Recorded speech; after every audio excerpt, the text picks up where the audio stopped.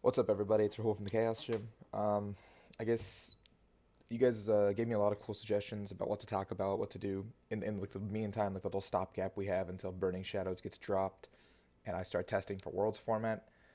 So I guess this video is going to be about how to approach each individual tournament in like a circuit, as well as going for your invite. So I'm going to use the 2016-2017 model as a base, with that being 500 CP for a Worlds invite. Now, Christopher Szymanski did a fantastic spreadsheet over on Six Prizes of how many people would have gotten their invites with or without the CP bump that happened halfway through. It would have been very, very small Worlds if we didn't have the CP bump. It would have been like, I think, like 28 people in day one, something like that. And that would have been nuts because we would have literally just had a 1 day Worlds, like a 90-person Worlds total. Um, but going for your invite is a commitment. You have to decide how you want to do it.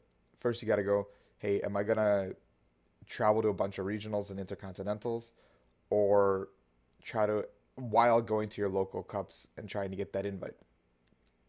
If we do have the 500 point threshold again, and actually, let me break down the best finish limits. As of this season, we had 4 quarters, and per quarter, we were allowed to have a cap of two League Cup slash Challenge finishes. They are combined into one. And a League Cup win was worth 55 CP.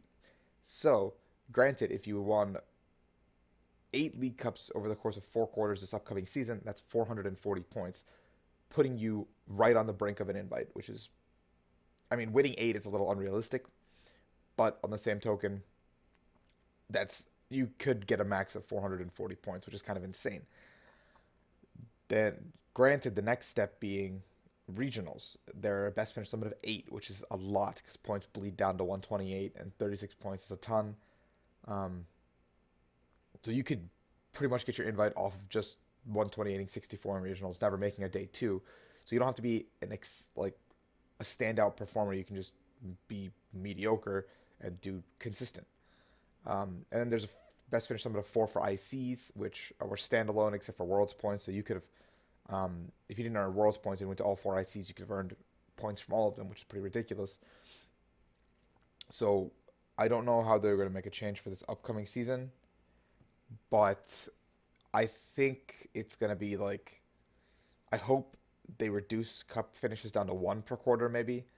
Um, Maybe like make it a one cup, one challenge. So like challenges aren't completely like axed from the system, and we're kind of forced to go to these like league challenges once in a while, or just like one cup because I think 4 cups or 2 cups per quarter is a lot, and that getting almost your entire invite off of just cups doesn't actually prove that you're really a good player. It just proves that you're not a world class player. It just proves you're a good player and you know what you're doing in your area, or you're able to travel to cups a ton. The regional's best finish limit of 8, I think it's a little high as well. I think it should be reduced to like 6, maybe 4. If it's 8, then it should be combined with ICs, at the very least. I think ICs also being 4 is pretty high. But I'm not here to rant. I'm here to tell you guys about what I think is the easiest way to get your invite. So when you're going to a cup, I think League Cups are where you can experiment a little more with your decks. Throughout the season, I was trying out decks and archetypes that I wasn't comfortable with bringing to a big regionals because I didn't feel well versed enough. So I would take decks like Turbo Dark, Greninja, Mega Gardevoir, um, Vespiquen, just ideas I wanted to test, lists I wanted to test to hammer out to League Cups, because a lot of the time those minuscule points pale in comparison to the points and the glory offered at a regionals. Doing well at those.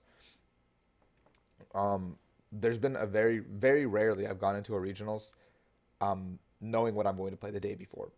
So going into a regionals, you have to be able to read the meta. But overall, I think like if you're a newer player, play what you're consistent with. Play what you've been testing. If you've been testing Mega Scizor, and for some reason everybody's talking about Volcanion, don't just jump off because the regionals has like 500 to 700 people. It's gonna be big. You could hit nine like Volcanions in a row. You could hit 0 on day one. Like it's a toss up sometimes. A lot of the current games, sure, it's even though the matchups are a little bit polarizing, it's nothing like an 80. There's no 80-20s anymore unless it's like Metal versus Volcanion. A lot of the matchups are very close, and it's going to come down to how you can outplay your opponent. So knowing the ins and outs of your own deck and knowing how to deal with every single matchup is like more important than picking the quote unquote right deck. Um, Granted, there is always a certain right deck for the tournament, but nobody's gonna know what that is until the tournament ends. Some people make the right call, some people make the wrong call. Um, like for Toronto, and I think Volcanion was really good. Me and Ryan both played Volcanion and expanded. And he made top eight, but we both agreed that like Totina was the correct call for that tournament because everybody didn't expect it, and Totina should have probably won the tournament. But it was hard countered at the very end by Groudons and Laurantises. So when approaching a regionals, you should take the approach of I want to play a deck that I know the ins and outs of, a deck that I can get 6 wins with. You just have to look at that 6 win threshold, and if you get there, you're moving on. More likely than not. Um, Even if you get 6 wins, if you don't move on, you're getting points. So you're putting something on the board. You're getting something into your bank if you're going for a World's Invite. And if 6 wins more than likely usually puts you into top 64 as well. So you're getting money back. You're getting $250. So that can justify an entire regionals trip. As a college student, I fly Spirit Frontier everywhere because I'm in college. So I don't have the money to spend. So I literally fly as cheap as possible. And I like take like $150 Spirit flight usually and like put everything into one backpack, fold up all my clothes, I put all my cards into like deck boxes, slam them into my backpack, make everything really, really organized and make it super packed, and I'll make it through. So it's just travel tips. Fly Spirit, fly Frontier, fly the cheapest you can find. Even if it's unopportune timing sometimes. You gotta do it. If it means you're getting into the tournament at like 2 a.m. the day of, doesn't matter, do it. As long as it's not like 6 a.m. or 7 a.m. the day of, because that's risky.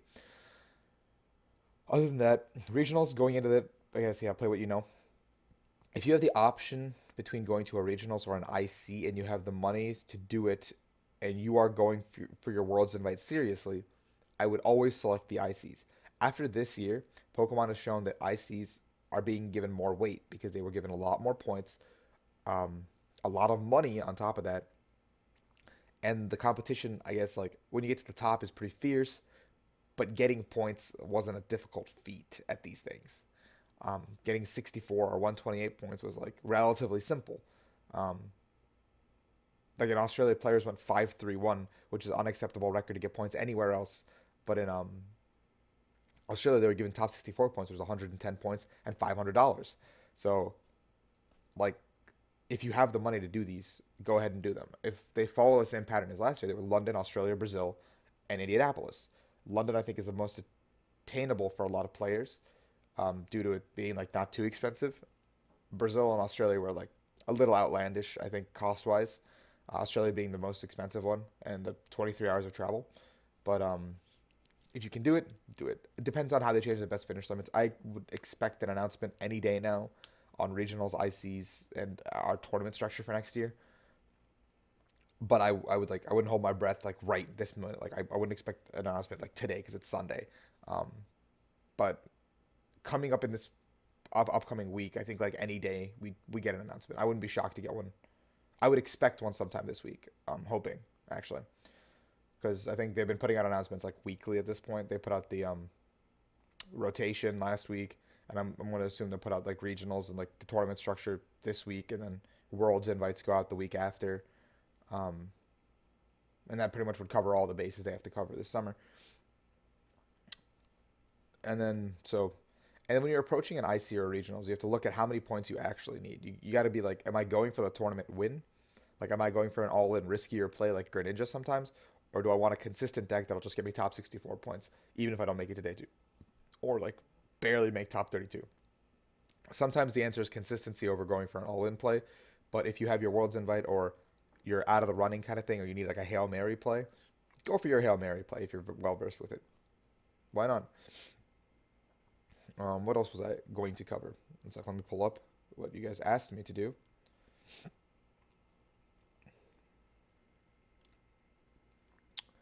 Okay, so tips on getting better at understanding win percentage at League Cups. So understanding win percentage at League Cups, it's just kind of like sometimes you'll have a bad League Cup because it's a best of one, obviously. Sometimes you have a good League Cup because it's best of one. So sometimes you got to take a deck in there hoping for nothing. And if it turns out in your favor, good for you. If it doesn't, League Cups are a lot of metagaming, so you got to know what people are bringing. Um, if you were bringing Mega Rayquaza and you bring Mega Rayquaza to every tournament, and there's a group of people that literally like put Sudowoodo in their decks for no reason, then like, why are you still playing Mega Rayquaza at a League Cup?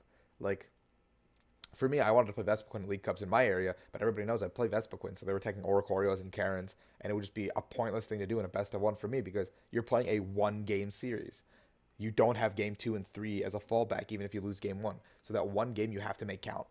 And so in a best of one, play something crazy, play something outlandish sometimes at cups, play something people don't expect from you. Like there was a cup where everybody thought I was going to be playing Dark Tina or Vespiquen, so they were all like, "Oh, I know what you're playing, I know what you're playing," and I just flip over Gardevoir, and they're like, "Oh, that's not what I thought you'd be playing," and I'm like, "Yeah, I'm playing Gardevoir. I wanted to try this out," and so you gotta keep switching things up in a best of one if you have the cards to do so. And that segues me to another thing you guys asked. How do good players get cards? It seems like we always have everything we need. Well, for the most part, I buy singles because buying singles every time a set drops, I can get everything I need for like $80 to $100 tops, and that's like a 3 month investment in my mind. Um, and leading forward, so I buy all the singles I need, like the staple trainers, the staple EXs, GXs, whatever. I'll buy like two to three, even if like a playset is required a lot of the time. I'll buy two or three only, just because I think being able to borrow one or two is a lot easier than being able to borrow all four. So like when this set dropped, I bought like two Ninetales, and I bought like um yeah, I bought like two Ninetales, I bought like two Toxapex, I bought like two Lycanrocs. I didn't buy like a full playset just because I didn't know if they were going to be good. Because you don't know anything until like the set actually drops and people start playing games, and you're like, oh, this suddenly popped out of nowhere, or this came out of nowhere. So like Ninetales was initially what I thought would be good, but then kind of petered off and showed up again at NAIC. But I only bought two, so I didn't spend too much money. It was like $5 a piece. So you could just buy singles. You use promo codes like if you go buy from CCG Castle, like where I'm sponsored by, CCG Team 5 gets you 5% off, which is adds up in the long run. And just buying, you can go to like Verbank Mart, Verbank US Pokemart or whatever, Celadon City, all these Facebook groups where people do buy, trade, sell. So sometimes they'll sell it to you for lower than market value just to get it off their hands quickly. That's where I went for like my Tapu Leles and stuff. Um, it's just keep an eye out on prices and go when you think it's going to be lower than it should be, because like sometimes a card will spike, like Garbodor after Seattle spiked, and like players who anticipated Garbodor being good already had their playsets for like 20, like 56 75 cents a piece, and they jumped to like $2, and that's like a 200% increase, which is insane. um so yeah, that's how I get all my cards kind of. um Deck building.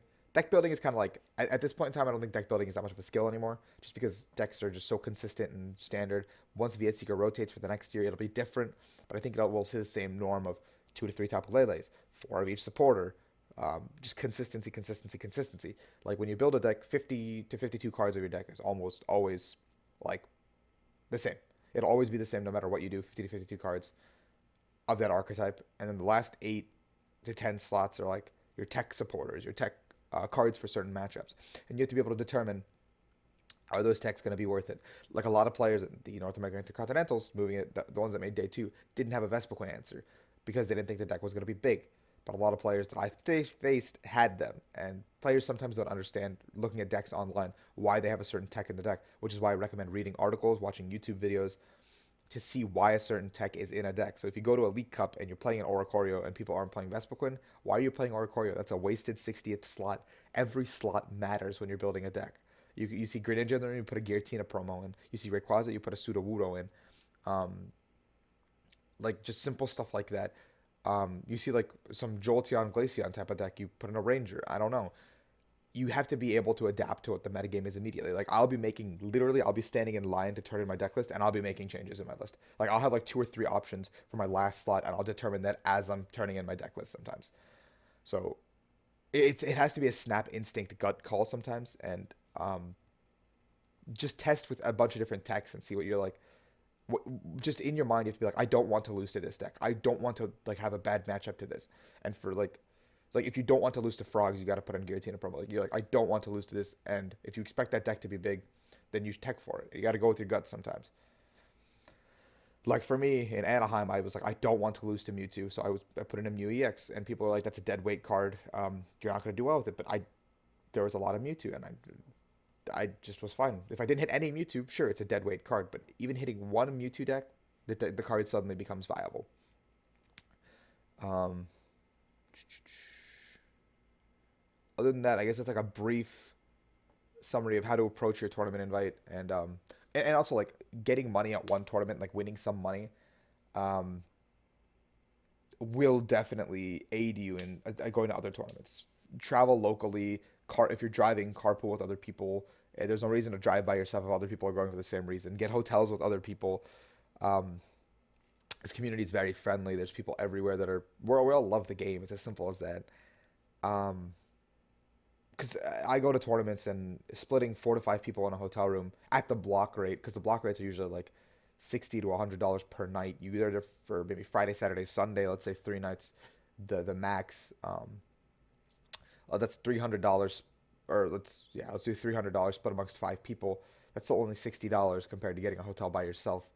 And if you could do a $60 hotel, like $100 for $150 for flight, plus set aside 100 for food, you can do the entire trip for $300. You don't even need $100 for food. That's like a gross exaggeration. You can pack snacks if you're driving, pack snacks if you're flying. You don't have to eat out. Like you don't have to eat like crazy. Like breakfast, usually hotels provide. Lunch, you can just grab like whatever they're selling at the venue for like $4 or $5, like a sandwich. And then for dinner, you could maybe go out to like something expensive if you want to. But I can probably make do the entire weekend with just $50 of food. And that's if I go out like to a fancy place at least one night. Um, like I spent 5 days in Indianapolis and I spent maybe $130 on food total. And I went to a steakhouse for one of the nights. So it's you gotta like make do with what you can. I like to go to Walmart or like a CVS immediately and pick up like a 24 pack of water, because water is really important for me. And like you want to stay hydrated throughout the day. You're playing a long day of Pokemon. So and like buying water bottles at like restaurants are like $2. So buying like a 24 pack is like $7 at like a CVS. So just do that. And it's just you got to be able to look at the cheap flights if you're flying. Um, I know sometimes because of your job or something like that, you won't be able to fly until later, and that's understandable. Sometimes you have to take a more expensive flight because you didn't get the time off or life happened, and that's a thing. In like for example, if the Fort Wayne regionals that's been rumored gets actually announced, flying directly to Fort Wayne on Labor Day weekend would be a $400 flight, which is extremely expensive for a college student like me. Like my World's ticket is only $300 round trip. So, and I'm flying like Spirit one way and like Southwest the other. I had to do some like finagling on like websites, just play around with like Orbitz, Expedia, Skyscanner, that kind of stuff. They always find the lowest prices and the best timings for you. So use them. They're tools built for consumers, and so we should use them. But yeah, like I like because of that, I'm going to fly to another city like Chicago or Columbus or Detroit for like $100 flight and take a bus that's going to be like 15, $20, and that's saving like $300. Sure, it takes up a little more of my time, but it's the time versus money thing. Like there's no way like 3 or 4 hours of my time is worth $300. Being a college student, if you're an actual person with a job, maybe yeah, but travel smart, travel friendly, and play confident. Like that's the one thing I tell everybody. They're like, I don't feel confident in my deck, blah blah blah. If you've been testing with a deck, you are confident enough that you can pilot it. You know the matchups, you know the stock games, you know you've been testing against these stock lists, you know how to play against them. Sure, sometimes people will throw a curveball at you, and higher tier players may outplay you sometimes, but on paper, you know what you're doing. And so just have confidence and just keep putting repetitions in, and eventually you'll gain that confidence to keep going deeper and deeper into tournaments. Like you'll get used to it, and you'll expect a higher standard from yourself, like I do. So thank you guys. I can do more cool like nugget videos like this. Um, just let me know you guys if you enjoyed it. What else would you like me to talk about? Once the regional schedule is out, I will do a video on that and the regional slash IC schedule. And if when the new tournament structure is revealed, I'll do that. And my initial thoughts on how to get an invite once that's revealed, I'll probably do it as soon as possible. But or like when I get home from work that day. Um, so yeah, thank you guys for watching. Be sure to like, subscribe. Shout out to ccgcastle.com. Like I said, go there to buy singles. I would actually just go wherever is like cheapest, but I usually go to CCG because I get the 5% off, and their rates are pretty good. Like I bought my Booloos for like $3 easy. But other than that, yeah, thanks for watching, and I hope you guys learned something. If not, then I hope you guys enjoy listening to me talk. Yeah,